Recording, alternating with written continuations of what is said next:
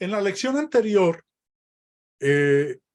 estábamos estudiando acerca de las actitudes que obstaculizan el estudio de la Biblia. Hoy, en la lección de hoy, vamos a dirigirnos a las prácticas que ayudan al estudio de la Biblia.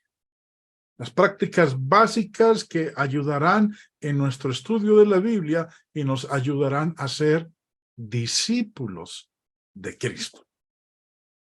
Y empecemos con la primera. La mayor ayuda que una persona puede tener para estudiar la Biblia es la determinación personal de estudiar, practicar y enseñar lo que dice la Biblia. Eso es verdad, porque en la vida, independientemente de la actividad que estemos desarrollando, lo que creemos que podemos hacer es lo que estamos decididos a hacer. En Esdras, capítulo 7, leemos cómo Esdras comenzó su gran obra para restaurar la ley en Jerusalén después del cautiverio en Babilonia. El texto dice: ya que Esdras había dedicado su corazón a estudiar la ley del Señor y a practicarla y a enseñar sus estatutos y ordenanzas en Israel. Mira lo que dice el texto. Había dedicado su corazón a estudiar la ley del Señor y a practicarla y a enseñar sus estatutos. Dios elogió a Esdras por la actitud de dedicar su corazón para buscar la ley de Dios, obedeciendo él mismo la enseñanza de la ley y luego enseñándosela a otros. Y eso es exactamente lo que Dios quiere de sus discípulos. Eso es un discípulo. Aquel que se determina a estudiar, obedecer y enseñar lo mismo a los demás. Una vez que nos damos cuenta del papel de un discípulo, digamos, en una clase de la Biblia, es fácil saber quién se beneficiará de una clase en particular. Uno a veces usa una expresión del Señor que es, del Señor no, una expresión de la Biblia que dice, Amós, no soy profeta ni hijo de profeta, pero uno puede predecir que si alguien llega, un hermano llega a la clase de la Biblia y no toma notas, no va a estudiar. Y por tanto, no hará ninguna enseñanza. Si por otro lado, una persona trae su Biblia, toma notas, se pone al día con las clases en que no pudo estar, entonces sabemos muy bien que estará estudiando y eventualmente enseñando. Los cristianos no estudian la Biblia solo por razones académicas. Nadie entiende realmente el amor hasta que ama. Y lo mismo ocurre con la misericordia, con la generosidad, la paciencia y el perdón. Con cada uno de esos conceptos que acabo de mencionar, junto con otros miles, a menos que aprendamos lo que Dios dijo y lo pongamos en práctica en nuestras propias vidas, no vamos a disfrutar la comprensión completa de estos temas que Dios quiere para su pueblo. Por eso de Esdras nos dice aquí, había dedicado su corazón a estudiar la ley del Señor y a practicarla y a enseñar sus estatutos y ordenanzas en Israel.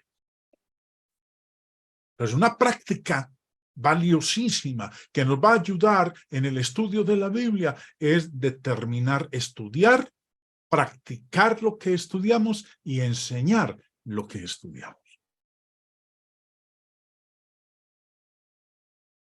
Otra segunda práctica que nos ayuda, la diligencia mental. Una mente enérgica ayuda grandemente a nuestro estudio de la Biblia. En 2 de Timoteo 2, Pablo le dijo a Timoteo, procura con diligencia presentarte a Dios aprobado como obrero que no tiene de qué avergonzarse, que maneja con precisión la palabra de verdad. Miren lo que le está diciendo él aquí a Timoteo. Esfuérzate, sé diligente, sé solícito. Bueno, esa palabra del inicio, procura con diligencia, viene de este término griego. Y el señor Bay nos explica el significado y dice, significa apresurarse a hacer algo, esforzarse, procurar, dar solicitud a algo. Si Timoteo quería manejar con precisión la palabra de verdad, era necesario que fuera diligente, solícito, procurara, se apresurara en ello. Lo mismo es con nosotros. ¿Usted quiere manejar con precisión la palabra de verdad? Entonces, hermano, eso requiere de diligencia. Diligencia no es leer la Biblia de vez en cuando. Por eso es que encontramos tantos hermanos que a veces creen que por citar un versículo de la Escritura están defendiendo su argumento. Y eso no es así. En Lucas, en la parábola del sembrador, Jesús enseñó que hay cuatro clases de tierra, que se siembra en 4 diferentes tipos de tierra. Pero habló de una en particular en el verso 15. Mas la que cayó en buena tierra, estos son los que con corazón bueno y recto retienen la palabra oída y dan fruto con perseverancia. ¿Qué hacen estos? Mire, preste la atención a lo que dice el Señor ahí en el verso 15. Estos son los que con corazón bueno y recto retienen. Retener es la clase de tierra que requiere diligencia mental. Es lo que se requiere de un corazón bueno y honesto. Ahora, ¿quién no ha leído el Salmo 1? Donde el salmista dijo, bienaventurado el varón que no anduvo en consejo de malos, ni estuvo en camino de pecadores, ni en silla de escarnecedores se ha sentado, sino que en la ley de Jehová está su delicia, y en su ley medita de día y de noche. El salmista describió al hombre bienaventurado o feliz como aquel que se deleita en la ley de Dios, en la cual medita día y noche. De nuevo, hermanos, eso es diligencia mental. Y Salomón dijo en Eclesiastés 12, verso 12, ahora, hijo mío, a más de esto, sea amonestado. No hay fin de hacer muchos libros, y el mucho estudio es fatiga de la carne. Estaba llegando aquí al cansancio de la carne. Salomón no estaba hablando de algo fácil.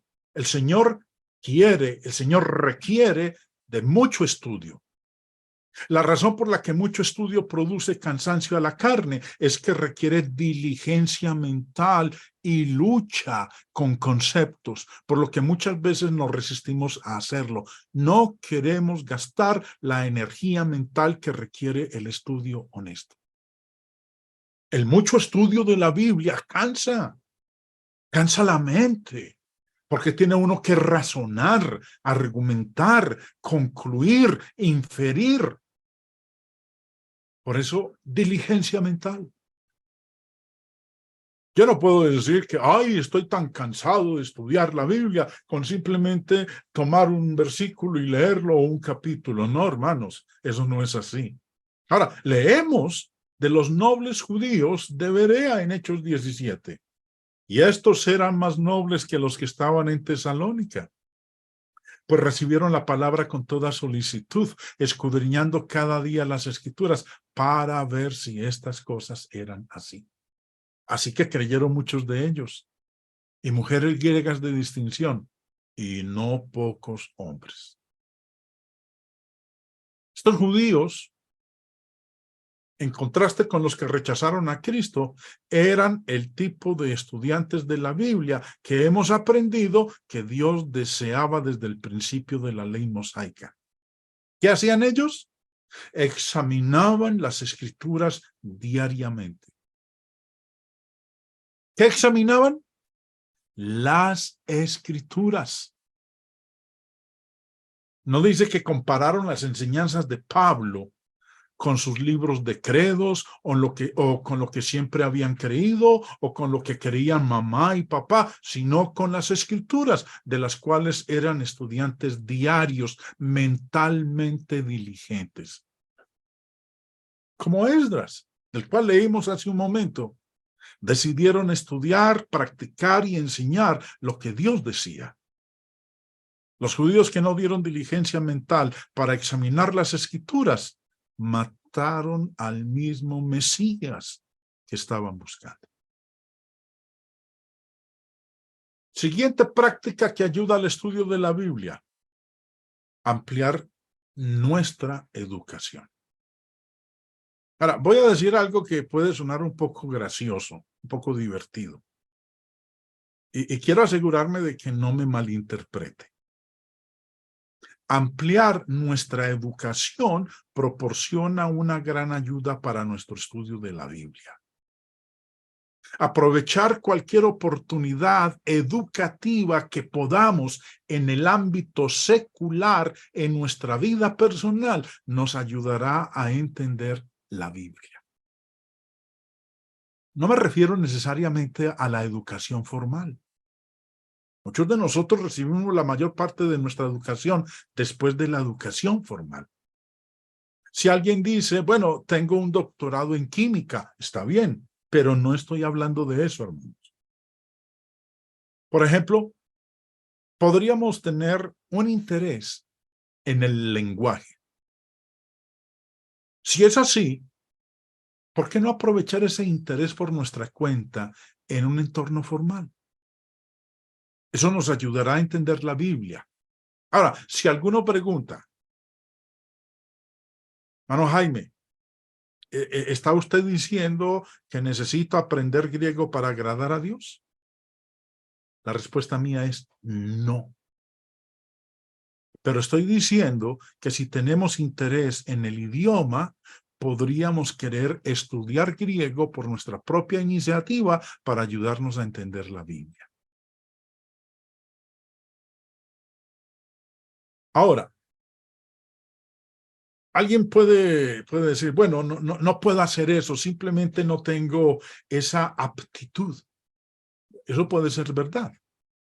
Pero muchas veces esas personas ya han aprendido algunos lenguajes, quizás lenguajes de programación de computadoras. Los lenguajes de programación usan su propio vocabulario, su propia gramática, su propia sintaxis, al igual que otros lenguajes extranjeros.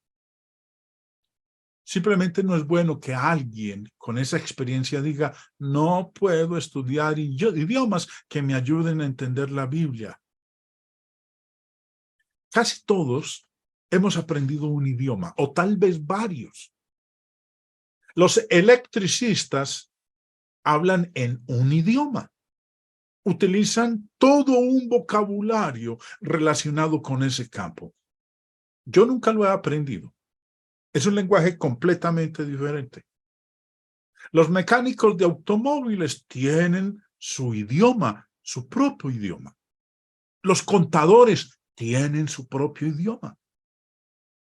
Cualquiera que haya aprendido esos idiomas bien puede tener la aptitud para aprender otro y puede querer aplicarse en esa dirección. Los constructores de viviendas conocen su propio lenguaje en sus libros de códigos.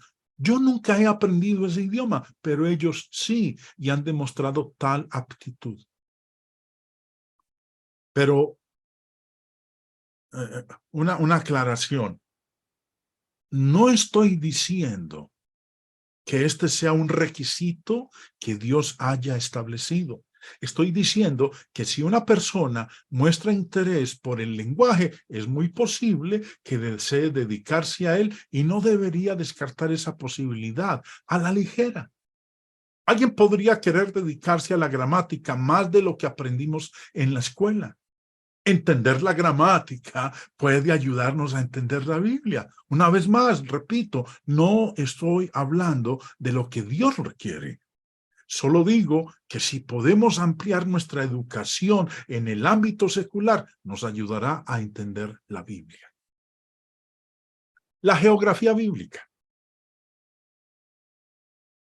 La geografía bíblica puede ser particularmente interesante para algunos. Para mí es interesantísima. Aprender de la geografía bíblica me ha ayudado a mí enormemente a entender muchos aspectos y hasta temas de doctrina. Tal conocimiento nos ayudará a ver la realidad de los lugares bíblicos. Aquellos hermanos míos que han estado conmigo en clases anteriores en el grupo de estudio bíblico, el Ancla del Evangelio, saben que uso mucho de los mapas. Y en muchas de mis lecciones en plataforma he presentado, cuando he ido exponiendo, el mapa. Cuando estuvimos estudiando el viaje de Pablo desde su lugar natal hasta Roma, presenté los mapas de sus viajes y nos ubicamos en contexto, en tiempo y espacio, y muchos de ustedes, su mente se amplió, entendieron cantidades de cosas que antes no comprendían. En mi propia vida, puedo ver ahora que cuando estaba en la escuela secundaria, desearía haber prestado más atención a la historia mundial, la de los asirios, de los babilonios, los griegos, los romanos, los egipcios, etc. He aprendido con el tiempo que la historia mundial, la historia secular, la geografía, son elementos valiosísimos para el cristiano. El conocerlo, el saber de ello, para ubicarse en tiempo y espacio cuando leemos en las Escrituras de eventos históricos. Los más jóvenes, que pueden tener algunos de esos cursos por delante, deberían pensar en su educación secular para ayudarlos a entender la Biblia, porque les será de gran utilidad en los años venideros. En muchos sentidos, el pueblo de Dios debería ser el pueblo mejor educado del mundo en cuanto a de dónde somos, a dónde vamos y por qué. Nuestro estudio serio de la Biblia también puede exponernos a todo tipo de sabiduría que implica la capacidad de evitar y resolver los problemas de la vida. Otra práctica que ayuda al estudio de la Biblia: mantener una mente abierta. En 2 de Pedro 3, el apóstol menciona a los falsos maestros. Y mire lo que dice en el verso 5. Ellos ignoran voluntariamente que en el tiempo antiguo fueron hechos por la palabra de Dios los cielos y también la tierra, que proviene del agua y por el agua subsiste. ¿Qué hicieron ellos? Olvidaron voluntariamente lo que el Señor dijo acerca de su regreso. Olvidar voluntariamente no es tener una mente abierta de ninguna manera. En Mateo 13, Jesús usó las parábolas o historias cuando hablaba con los fariseos que pensaban que lo sabían todo. Ellos pensaron que sabían las respuestas a todas las preguntas de Dios. Jesús contaba una historia tan sencilla que ofendía a estos sabelotodos. Dice, entonces, acercándose los discípulos le dijeron, ¿por qué les hablas por parábolas? Él respondiendo les dijo, porque a vosotros os es dado saber los misterios del reino de los cielos, mas a ellos no les he dado. Los que estaban interesados en la verdad lucharon con las historias hasta que entendieron el mensaje. Aquellos que no estaban interesados en la enseñanza de Jesús porque pensaban que ya lo tenían todo resuelto, no lo escucharían. Por eso dice, porque a vosotros os es dado saber los misterios del reino de los cielos, mas a ellos no les he dado. Aquellos que querían entender los misterios del reino, escucharían, abrirían su mente a fin de procurar entender el mensaje del Señor. Los que creían que se lo sabían todo, no abrirían su mente. Su presunción les cerró la mente a la verdad que era nueva para ellos. Jesús usó parábolas para separar a los sábelotodos de las personas que aún mantenían una mente abierta y querían aprender. ¿Qué es una parábola? El diccionario del señor Vine nos dice que viene de este término y significa poner al lado. Significa poner una cosa al lado de otra con el propósito de comparar. Por lo general se usa de un relato algo largo sacado de la naturaleza o de circunstancias humanas, siendo su objeto la enseñanza de una lección espiritual.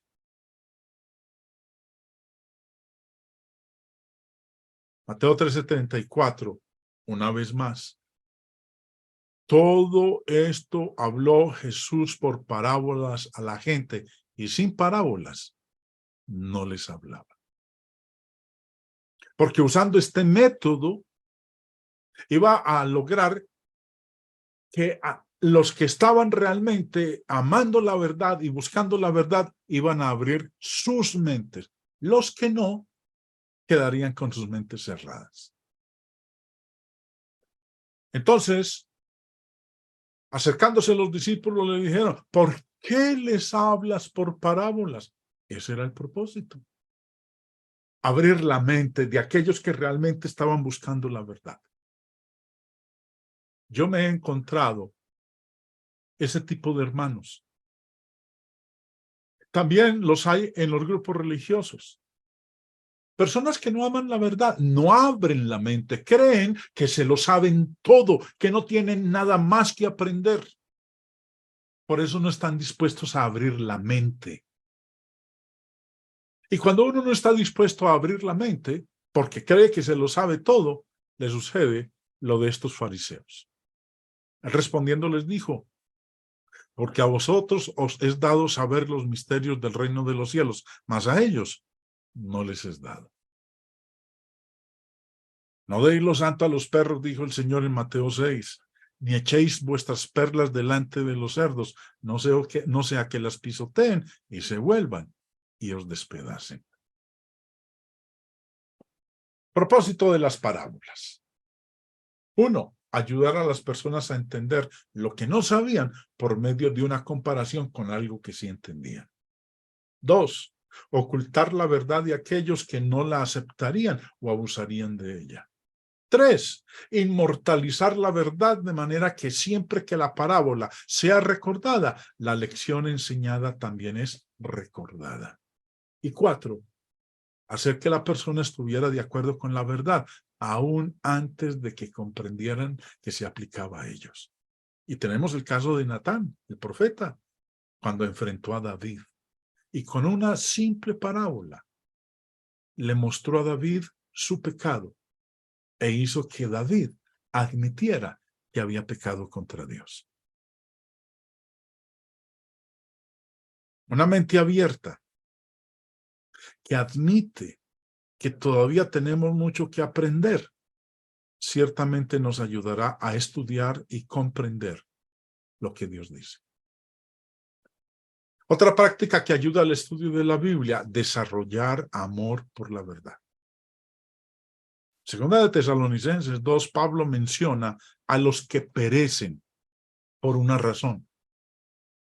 Dice el texto, y con todo engaño de iniquidad para los que se pierden, por cuanto no recibieron el amor de la verdad para ser salvos. Por esto Dios les envía un poder engañoso para que crean la mentira, a fin de que sean condenados todos los que no creyeron a la verdad, sino que se complacieron en la injusticia. Un estudiante independiente de la Biblia no debe temer enfrentarse a los hechos sobre cualquier tema bíblico. Incluso si prueban que sus prácticas pasadas están equivocadas. El amor a la verdad impulsará esa búsqueda por encima de todo. También, ser capaz de decir no sé es una actitud valiosa para estudiar la palabra de Dios y aprender la verdad sobre cualquier tema. Otra práctica que ayuda al estudio de la Biblia, promover el estudio regular. Por lo general, estamos ansiosos por promover el estudio de la Biblia que detestamos desalentar con cualquier método en particular.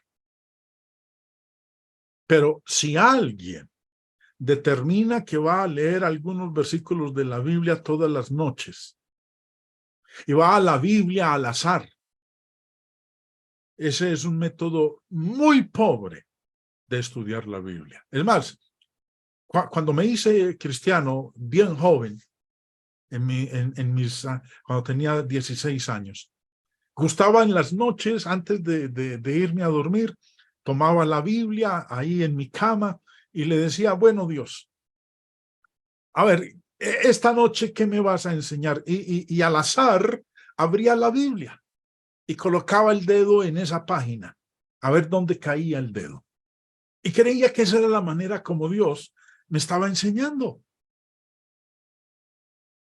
Ese es un método pobre, muy pobre de estudiar. Si queremos aprender ingeniería eléctrica, si queremos aprender a cocinar, sería difícil encontrar un método más pobre que ese. Yo no puedo abrir el libro de ingeniería electrónica al azar a ver qué es lo que voy a aprender. Tanto el Antiguo como el Nuevo Testamento enseña que necesitamos un estudio regular. En Deuteronomio 6, Dios dijo a los judíos lo siguiente: y estas palabras que yo te mando hoy estarán sobre tu corazón, y las repetirás a tus hijos, y hablarás de ellas estando en tu casa y andando por el camino y al acostarte y cuando te levantes. Dios le dijo a los judíos que enseñaran su ley a sus hijos en todas las circunstancias. Necesitaban alguna enseñanza sistemática de la palabra de Dios, no una enseñanza al azar. En Josué 1:8 dijo más o menos lo mismo. Nunca se apartará de tu boca este libro de la ley, sino que de día y de noche meditarás en él, para que guardes y hagas conforme a todo lo que en él está escrito, porque entonces harás prosperar tu camino, todo te saldrá bien. De día y de noche meditarás en él, para que guardes y hagas conforme a todo lo que en él está escrito. Eso requiere de algo sistemático, de algo planeado, de una enseñanza sistemática de la palabra de Dios, no un estudio al azar. Hay que promover el estudio regular. Por eso le decía de día y de noche, o como leíamos en el texto anterior, las repetirás a tus hijos y hablarás de ellas estando en tu casa y andando por el camino y al acostarte y cuando te levantes. Eso es algo regular, no por ahí de vez en cuando. En Hechos 2, en el Nuevo Testamento, nos dice que los nuevos cristianos perseveraban en la doctrina de los apóstoles. Lucas, en el capítulo 5 ahí de Hechos, nos dice que todos los días en el templo y por las casas no cesaban de enseñar y predicar a Jesucristo. La iglesia primitiva estudiaba regularmente la palabra de Dios. Ahora, ya notamos hace un momento, y lo vuelvo a recordar, de los cristianos en Berea, en Hechos 17:11, estos eran más nobles que los que estaban en Tesalónica, pues recibieron la palabra con toda solicitud, escudriñando cada día las Escrituras para ver si estas cosas eran así. Practicaban el estudio con regularidad. Otra práctica que ayuda al estudio de la Biblia es entender que tenemos que buscar alimentos diferentes para las diferentes etapas de crecimiento. Debemos darnos cuenta de que no todo el estudio de la Biblia es adecuado para todos los discípulos. En 1 Corintios 3, Pablo le dijo a los corintios: así que yo, hermanos, no pude hablaros como espirituales, sino como a carnales, como a niños en Cristo. Os di a beber leche, no alimento sólido. Mira lo que dice: a ustedes les di a beber leche, no les di alimento sólido. ¿Por qué? Porque todavía no podíais recibirlo. Mira lo que les dice. Así nos encontramos también con hermanos que no están en capacidad de recibir el alimento sólido, sino que hay que darles leche. Lo triste es que la mayoría se quedan en ese estado. No son capaces de recibir alimento sólido. Lo digo por mi propia experiencia. Tan es así que ahora mi situación entre mis hermanos es una situación difícil, porque tratando de exponer temas de alimento sólido, no son capaces de recibirlo porque simplemente están en condiciones de leche. Se quedaron en ese estado. Y sigue diciendo Pablo: en verdad, ni aún ahora podéis. Me sorprende que hermanos de tanto tiempo en el Evangelio, 20 años, 30 años, 40 años, no pueden recibir alimento sólido. Les hace daño. Y se comportan como carnales, no son espirituales. Porque todavía sois carnales, les dice Pablo. Pues habiendo celos y contiendas entre vosotros, no sois carnales y andáis como hombres. Pablo dijo que les dio leche espiritual a los corintios porque no podían soportar el alimento sólido. Los indigestaba, les hacía daño, les procuraba náuseas. Lo mismo ocurre hoy en día cuando uno aborda temas que son sólidos. Pero el crecimiento espiritual de muchos de mis hermanos es nulo. Siguen siendo niños. Si bien la palabra de Dios contiene leche espiritual para los niños en Cristo, en Hebreos 5, el escritor de la carta habla del alimento sólido que necesitan los cristianos maduros, que proviene del ejercicio de los sentidos a través de la experiencia y del discernimiento del bien y del mal. Recordemos lo que dice el escritor. Acerca de esto tenemos mucho que decir. Recuerden que en el contexto, el escritor está hablando del sumo sacerdocio según el orden de Melquisedec. Por eso les dice, tenemos mucho que decir acerca de eso. pero difícil de explicar. ¿Por qué?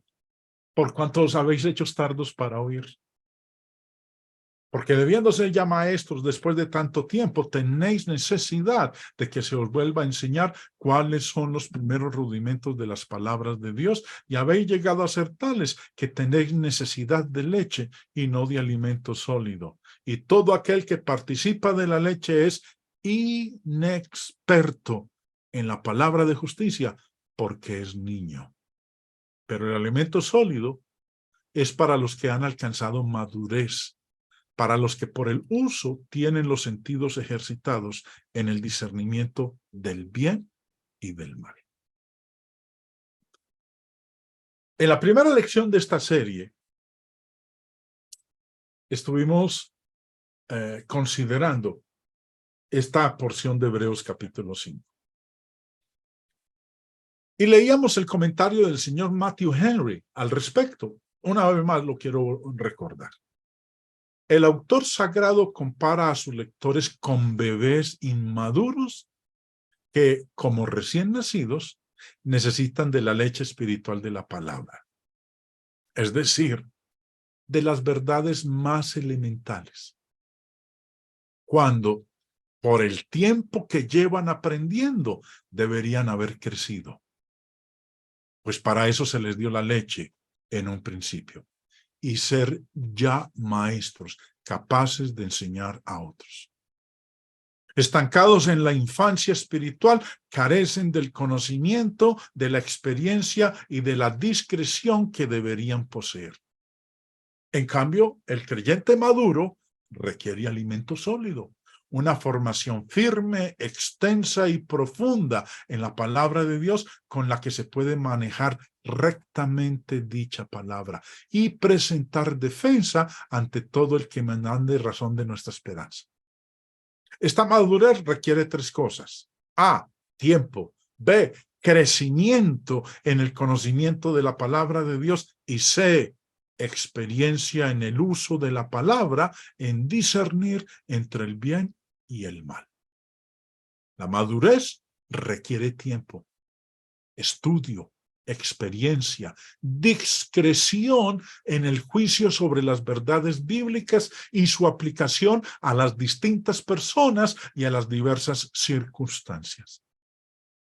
Tanto el creyente infantil como el mayorcito se vuelven carnales cuando pierden el apetito de la palabra o se muestran insumisos a lo que el Espíritu requiere, tanto del creyente individual como de las iglesias.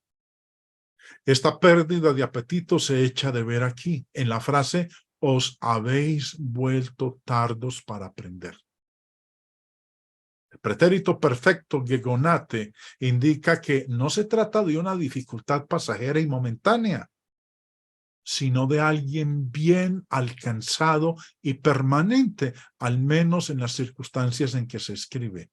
Tardos, del griego nothroi, significa torpe, perezoso, lento.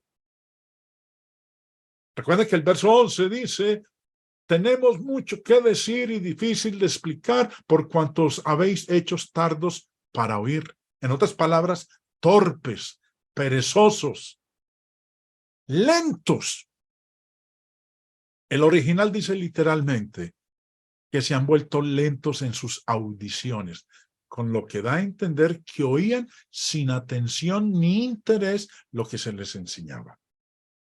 Esta es, como dice Trenchard, malísima señal. Ojalá no fuese demasiado frecuente en nuestras congregaciones.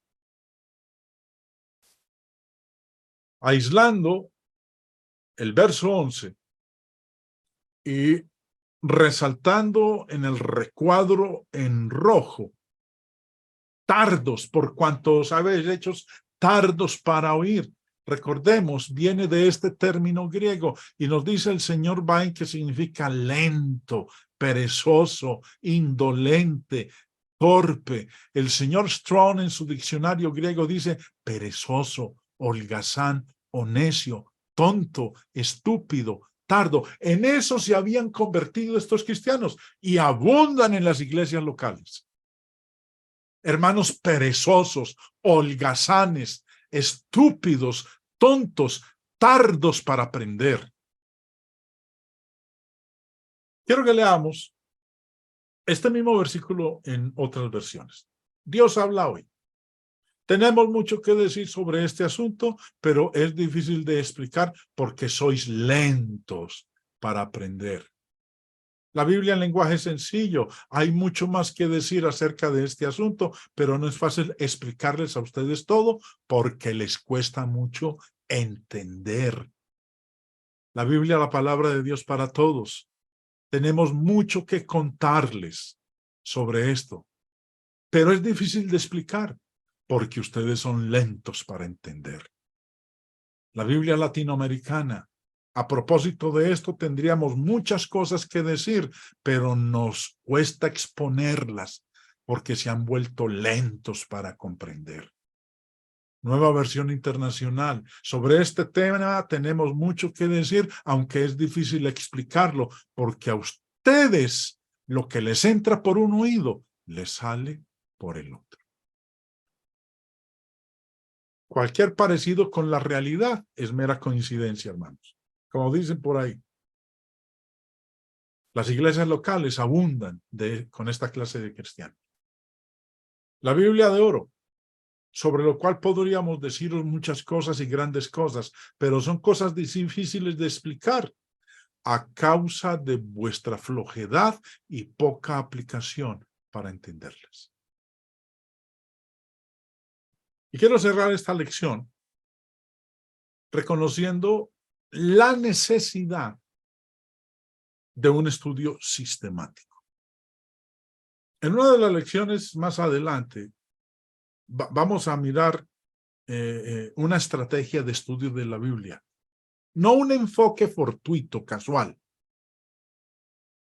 Y creo que será un concepto fascinante para muchos cristianos. Como individuos debemos comprometernos con una meta personal y sistemática de comprender la Biblia, y las congregaciones de discípulos deben desarrollar tales metas. Todos conocemos congregaciones de personas bien intencionadas que estudian el libro de Hechos durante años. Escuché de una congregación que estudió el libro de Hechos durante 5 años. Después de Hechos, querían estudiar Apocalipsis, lo que requiere un trasfondo bien desarrollado de los profetas del Antiguo Testamento para entenderlo. Ahora, las congregaciones que hacen esto son legión. Hagamos este contraste. Si las escuelas públicas eliminaran materias sencillas y luego saltaran a las difíciles, como padres estaríamos indignados. Supongamos que nuestros hijos están estudiando aritmética durante 5 años, de modo que todo el mundo se aburre por completo. Y luego, los niños sugieren que estudien trigonometría. Estudiar cálculo tendría más sentido. Nosotros como padres nos reuniríamos con la junta escolar para decirles que las matemáticas son más importantes que ese enfoque aleatorio. Todo estudio que valga la pena necesita un sistema, un plan de estudio. Si podemos ver eso en las escuelas públicas enseñando materias seculares, ¿por qué no podemos verlo estudiando y enseñando la materia más importante del mundo? La palabra de Dios. Estos asuntos ayudarán a nuestro estudio de la Biblia. Algunos de ellos son opcionales, no adecuados para todos los estudiantes de la Biblia. Otros son absolutamente obligatorios. En la próxima lección vamos a comenzar a considerar un plan para individuos e iglesias para estudiar la Biblia de manera sistemática.